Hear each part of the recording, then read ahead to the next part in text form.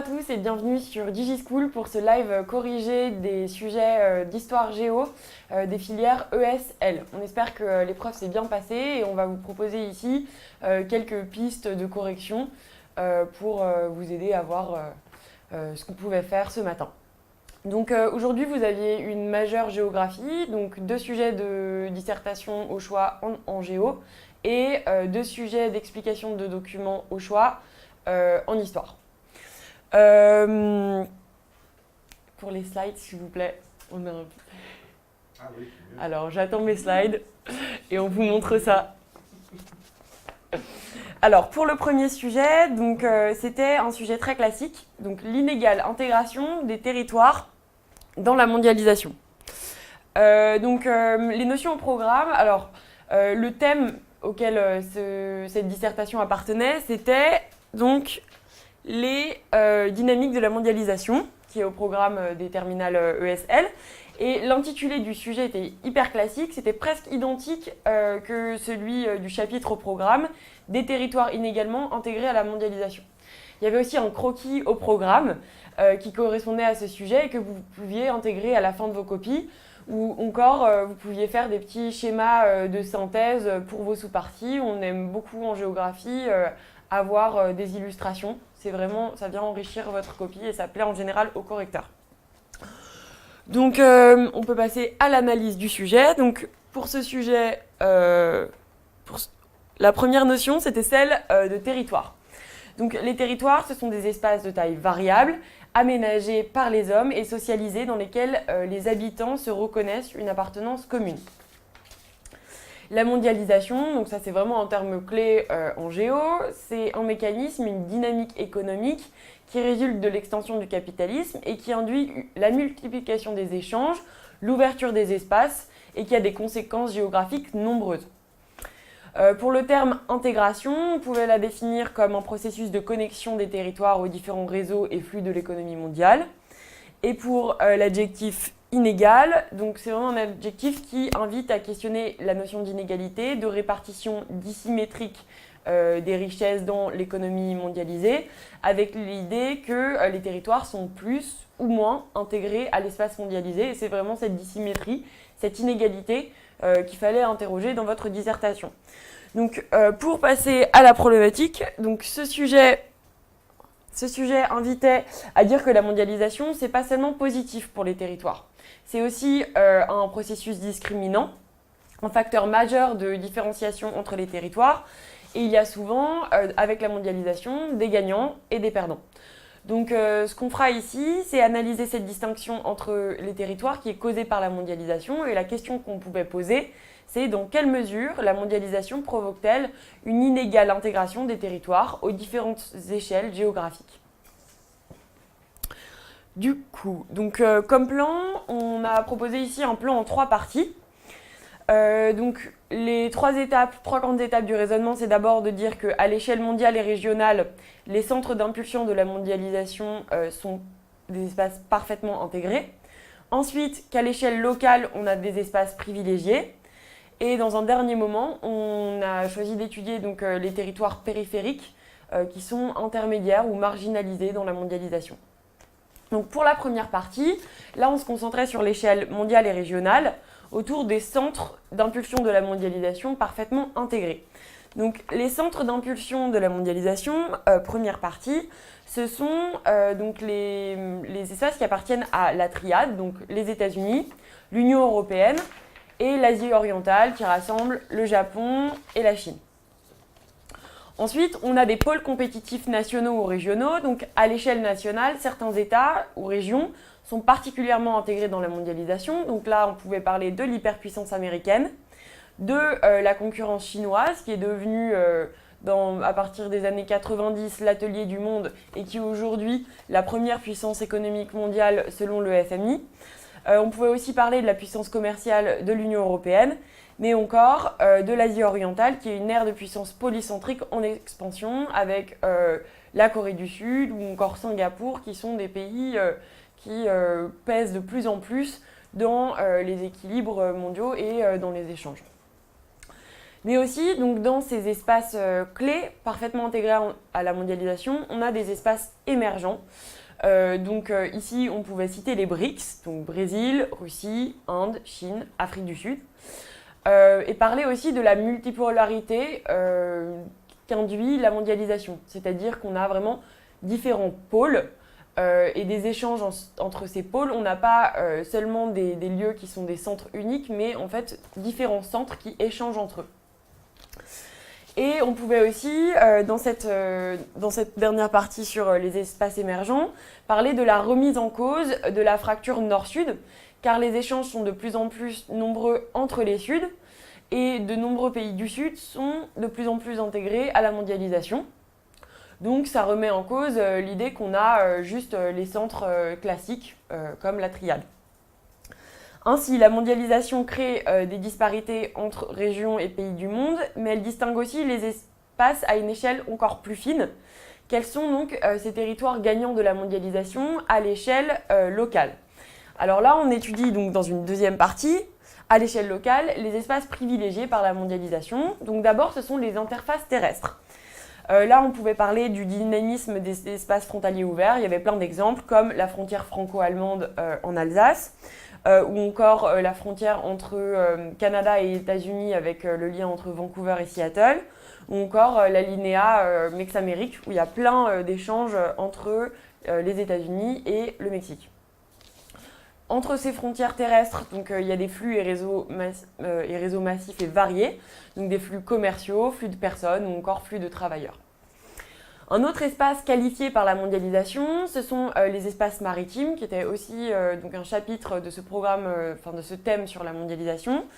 Donc les espaces maritimes, avec le développement des ports et de la conteneurisation et du transport maritime, sont devenus des territoires très qualifiés. On constate des phénomènes de littoralisation, c'est-à-dire de concentration des populations sur les littoraux, comme le montre l'attractivité des façades maritimes du nord-est de l'Amérique du Nord, de la Northern Range ou encore de l'Asie orientale. Et sur ces littoraux se développent de nombreuses métropoles de front de mer, comme le sont Shanghai ou encore Rotterdam.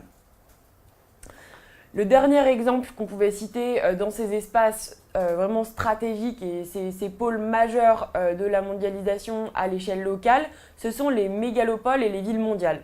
Donc les mégalopoles, ce sont en fait ces ensembles de villes qui concentrent une population extrêmement importante et une activité économique très importante également. Donc là, on pouvait citer la mégalopolis américaine, la banane bleue ou aussi appelée dorsale européenne qui va de Milan à Rotterdam, ou encore l'archipel métropolitain asiatique.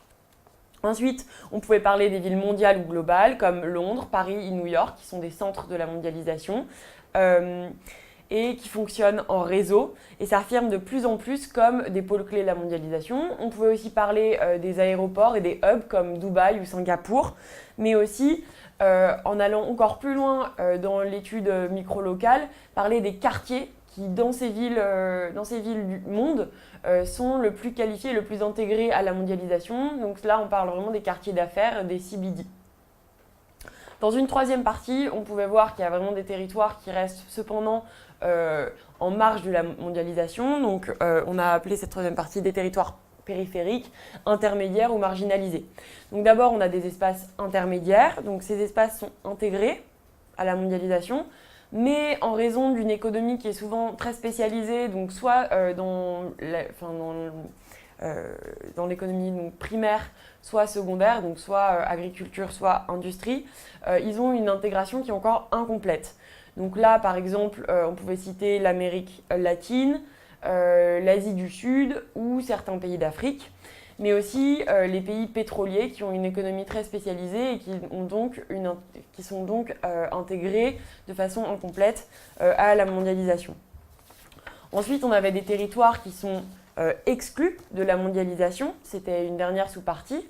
Donc ces territoires sont périphériques et marginalisés dans le processus de mondialisation. Là, bien sûr, vous pouviez citer les PMA, donc pays les moins avancés, qui sont au nombre de 48 selon l'ONU et qui souffrent de situations de grande pauvreté, d'un manque d'infrastructures et d'économies encore fragiles.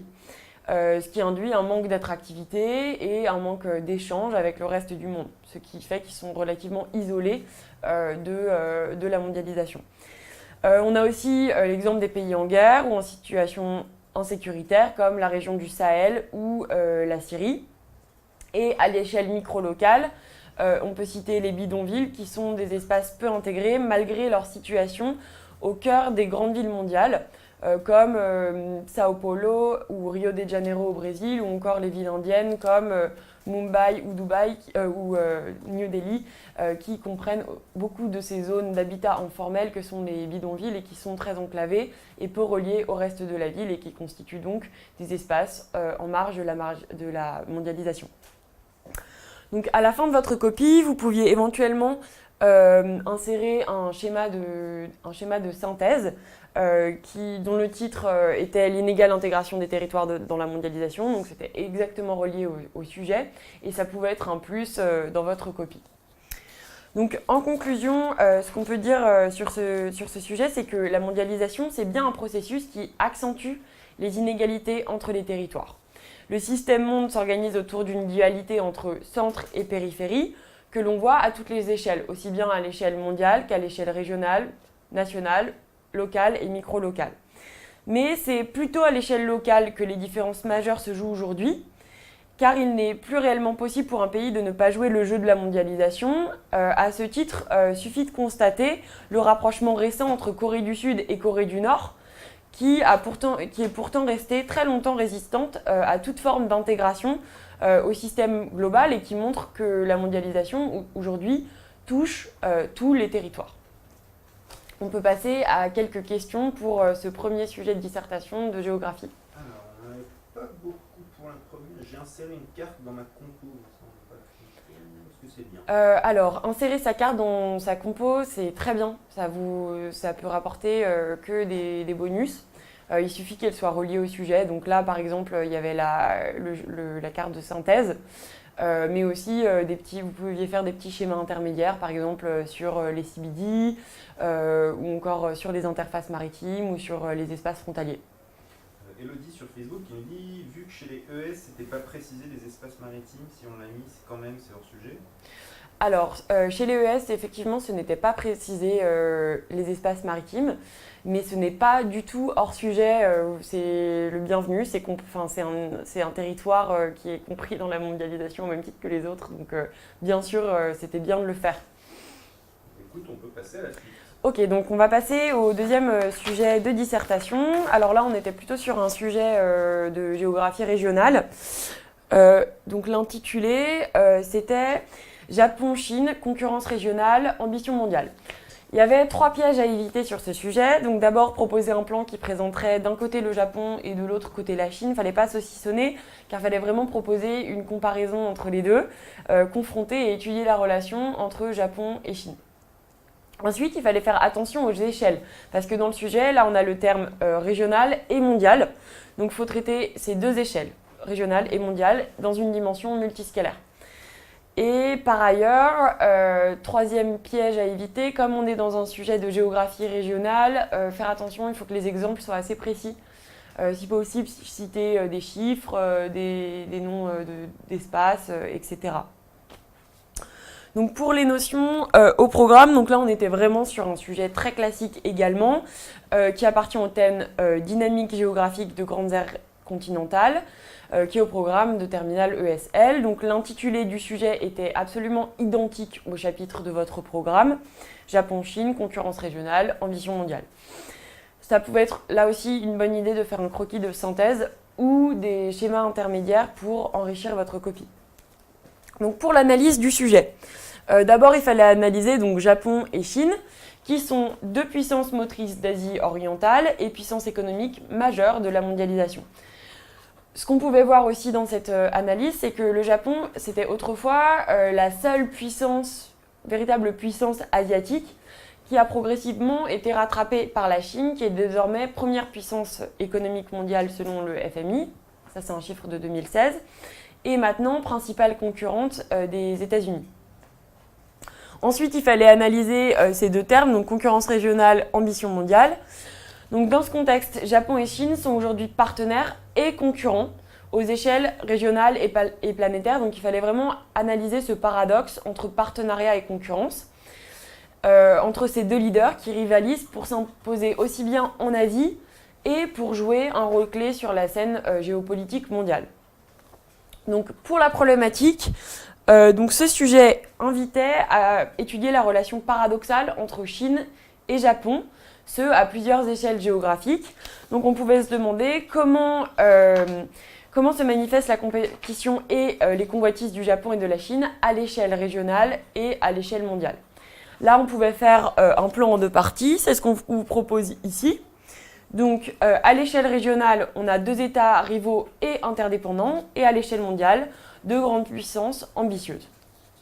Donc, pour le traitement de la première partie, qui est donc une partie qui se concentre sur l'échelle régionale, donc la première sous-partie, ça pouvait être donc, sur l'économie. Donc, ce qu'on a proposé, c'est d'abord de voir la concurrence économique, donc deux puissances économiques concurrentes.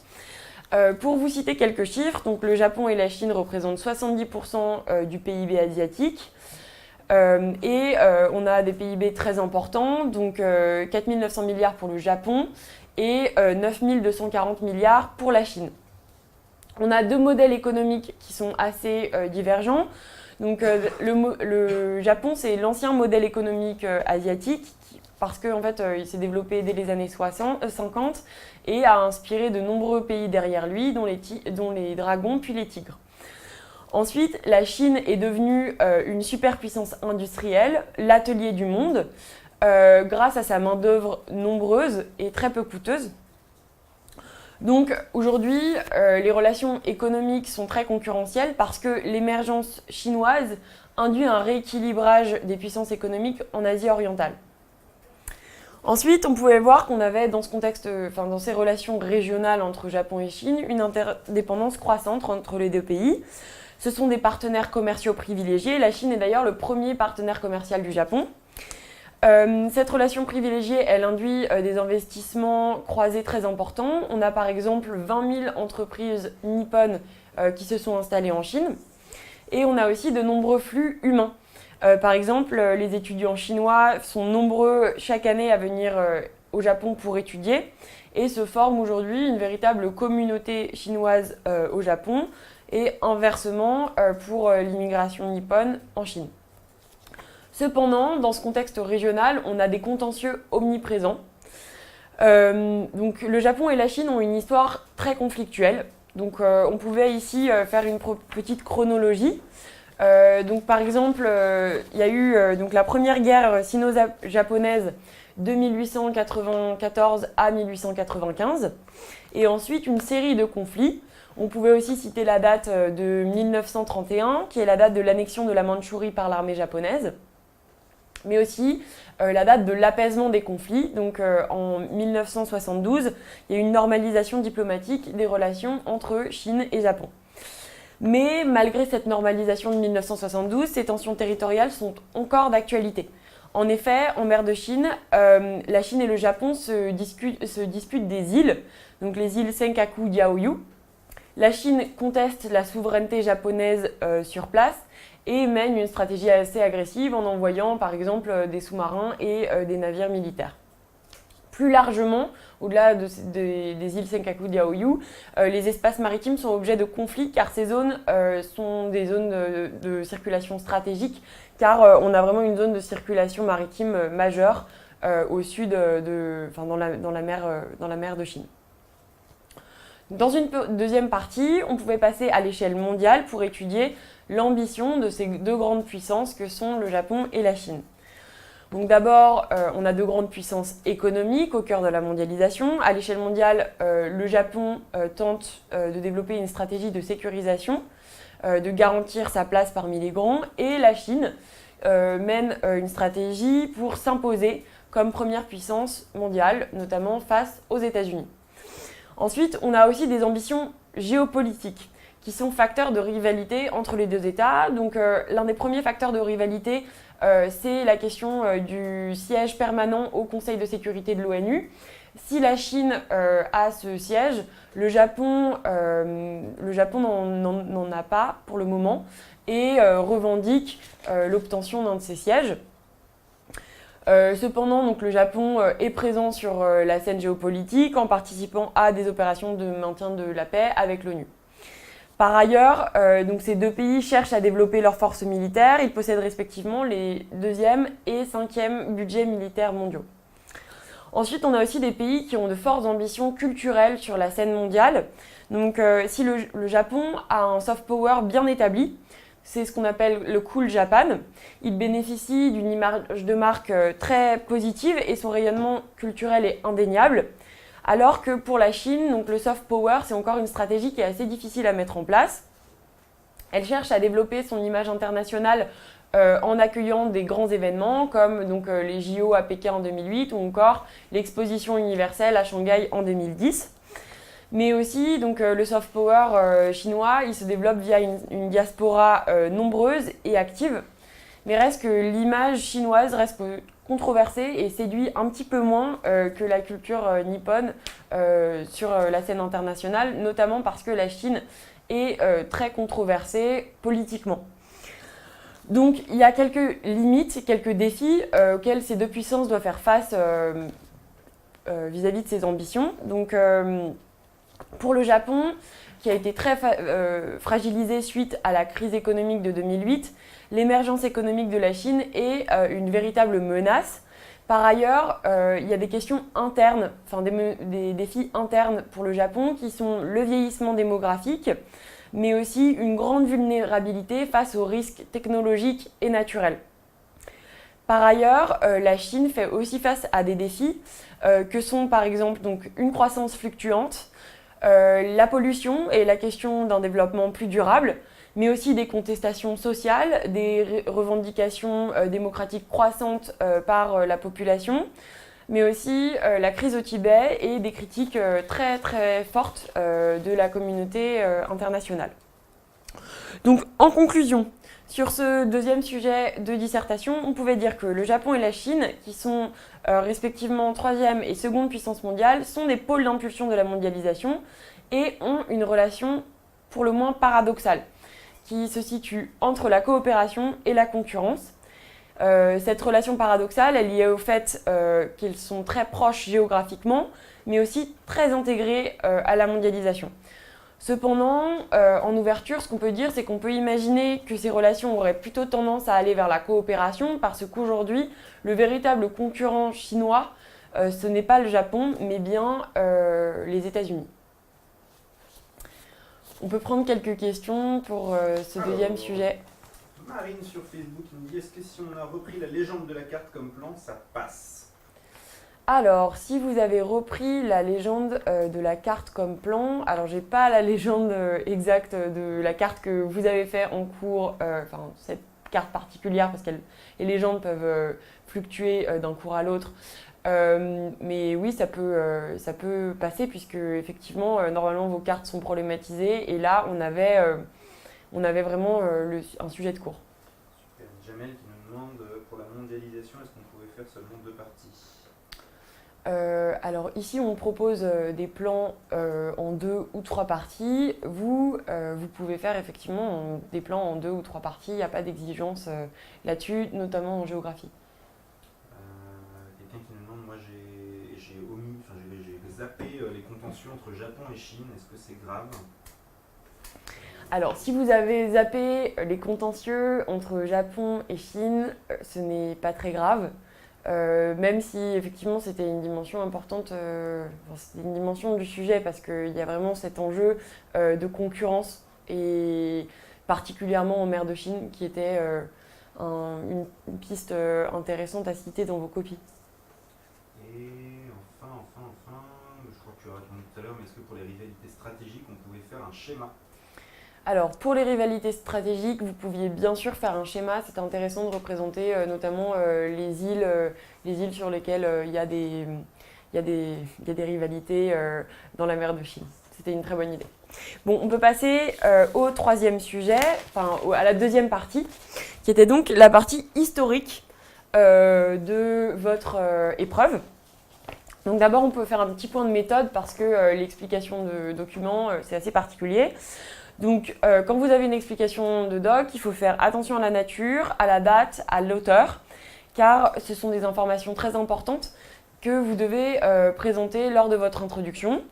Ensuite, ne pas hésiter à utiliser ses connaissances personnelles pour enrichir l'analyse, renseigner le contexte historique et développer sur les acteurs clés et les dates qui sont citées dans les documents.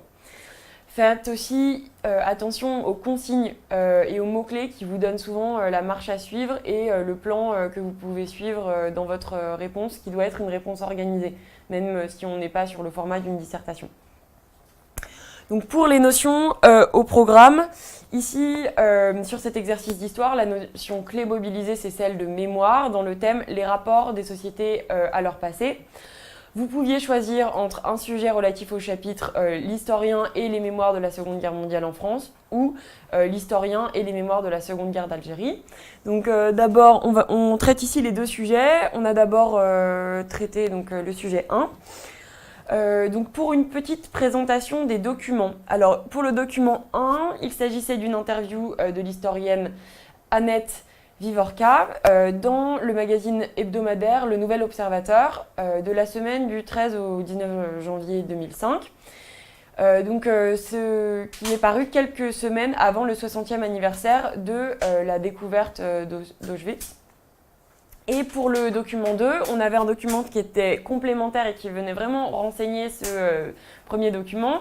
Il s'agissait d'une photographie de Simone Veil, qui était une femme politique française majeure qui a été déportée à Auschwitz enfant, et de Jacques Chirac, donc, qui était alors président de la République, durant cette commémoration qui est citée dans le texte précédent, le 27 janvier 2005.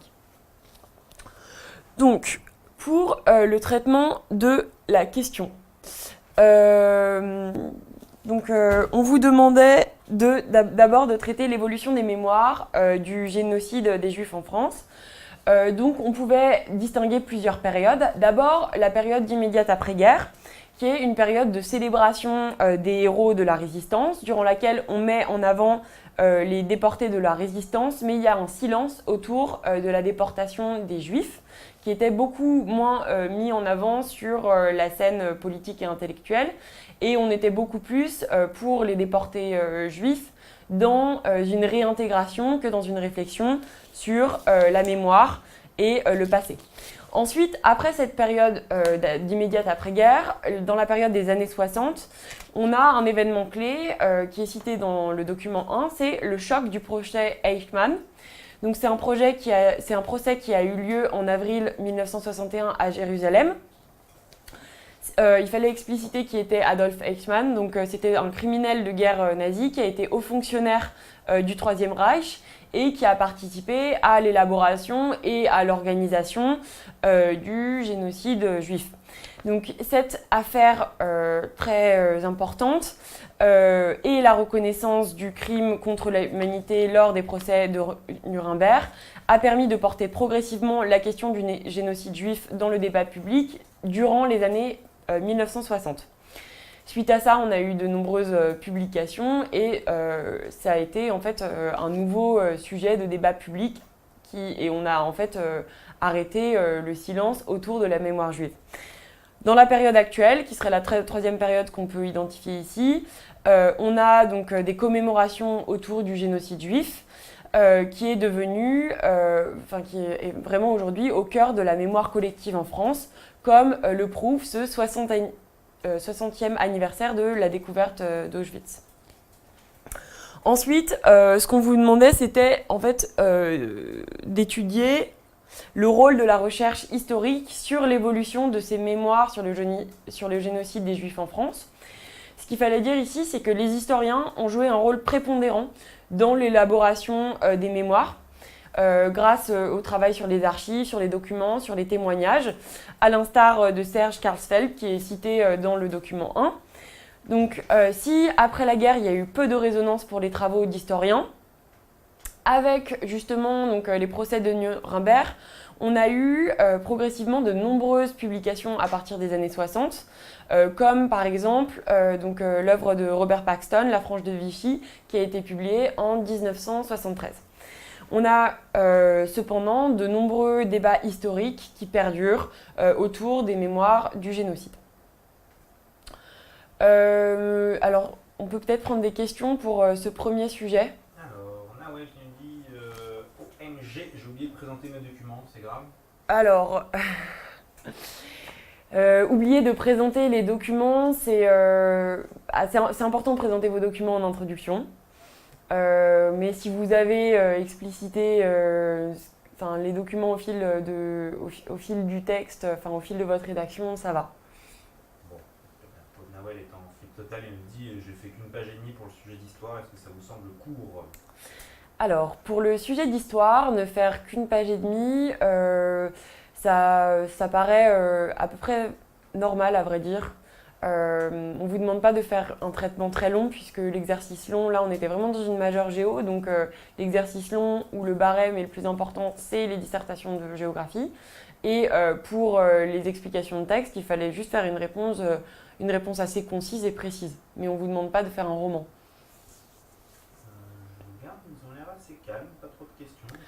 D'accord, très bien. Alors, on va passer au dernier sujet, donc le sujet 2, autour du thème de l'historien et des mémoires de la guerre d'Algérie. Là, on était plus précisément sur la question des harkis.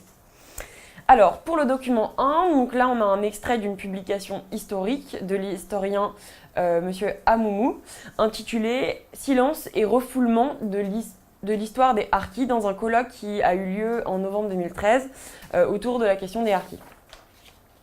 Pour le document 2, on a une photographie qui a été prise en 2016 lors d'un événement de réaction face à la commémoration du 19 mars 1962. Et là, on a la photographie d'un membre du collectif Non au 19 mars 1962. On peut peut-être faire ici un rappel sur cette date. Donc, elle correspond aux accords d'Évian, qui sont le résultat de la négociation entre France et Algérie pour mettre fin à la guerre d'Algérie. Et en fait, cette commémoration est très controversée car pour certains, les accords d'Évian et la paix n'ont pas réellement mené à la paix, notamment en Algérie, car il y a eu de nombreuses exécutions et de nombreuses victimes de ces accords d'Évian, que sont donc les soldats, les harkis et les pieds noirs. Petit rappel aussi sur les harkis. Les harkis, c'était des soldats qui ont été engagés pendant la guerre d'Algérie par l'armée française, aux côtés desquels ils formaient une sorte de catégorie de soldats irréguliers. Et en fait, plusieurs dizaines de milliers de harkis ont été exécutés suite aux accords d'Évian de 1962 et quelques 90 000 se sont exilés en France justement pour fuir ces menaces d'exécution dont ils étaient victimes.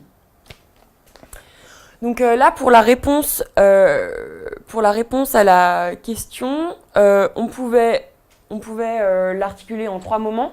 D'abord, autour de l'évolution des mémoires de la guerre d'Algérie. Ensuite, autour du rôle des travaux historiques sur l'évolution des mémoires de la guerre d'Algérie. Et enfin, sur les débats historiques qui ont toujours lieu. Donc d'abord, l'évolution des mémoires de la guerre d'Algérie. Donc d'abord, on peut voir que dans les années 60, on a des débats politiques entre gauche et droite, donc avec notamment les gaullistes, autour de la question des harkis et autour de la question des accords d'Évian, qui étaient soutenus par De Gaulle et qui ont été en fait menés par le général De Gaulle, mais très critiqués par une partie de la gauche française. Ensuite, on pouvait voir dans cette évolution des mémoires de la guerre d'Algérie qu'il y a une forme de dissymétrie qui est pointée par l'auteur du premier document entre les mémoires françaises et les mémoires algériennes, mais qu'on a une évolution globale et une forme d'apaisement, ce que M. Amoumou définit comme une sorte d'amnistie générale. Mais cette amnistie générale, elle est sans silence et sans refoulement. C'est-à-dire qu'il faut aller au-delà de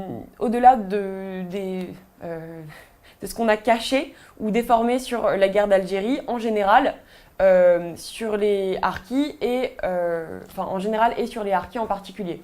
Donc c'est-à-dire que les mémoires de la guerre d'Algérie sont passées du silence à une véritable révélation. C'est-à-dire que maintenant on en parle. Et il n'y a plus, selon l'auteur du document 1, il n'y a plus de secret ni de tabou autour de la guerre d'Algérie. Ensuite, dans un deuxième moment, on pouvait traiter du rôle des historiens dans l'évolution de ces mémoires. Donc d'abord, on pouvait parler de l'ouverture des archives, ensuite des publications nombreuses qui ont eu lieu à partir des années 70, donc notamment les publications de Paul Vidal-Naquet ou encore de Stora. Mais aussi, on pouvait parler du développement de la recherche universitaire, puisqu'on avait justement un document qui était extrait d'un colloque. C'était intéressant de citer la date de 1988, qui est la date du premier colloque universitaire sur la guerre d'Algérie et qui a vraiment permis d'ouvrir le débat sur la guerre d'Algérie.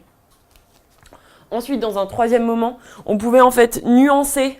C'est ce qu'on vous demandait dans la consigne, donc nuancer le document 1 par l'apport du document 2, en voyant que l'optimisme du document 1 sur l'apaisement des mémoires peut être nuancé, car la paix d'Évian, donc un événement qui a eu lieu en 1962, fait toujours controverse aujourd'hui en 2016 chez certains porteurs de mémoire, comme le prouve l'existence de ce collectif Non au 19 mars 1962.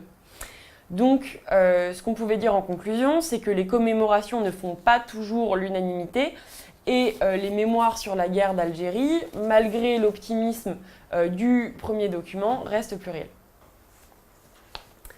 Merci. Peut-être quelques questions sur cette deuxième étude de document ou même sur la globalité des questions. Alors, Liliane, je voudrais savoir si c'est grave de faire une étude de document en 2 parties seulement.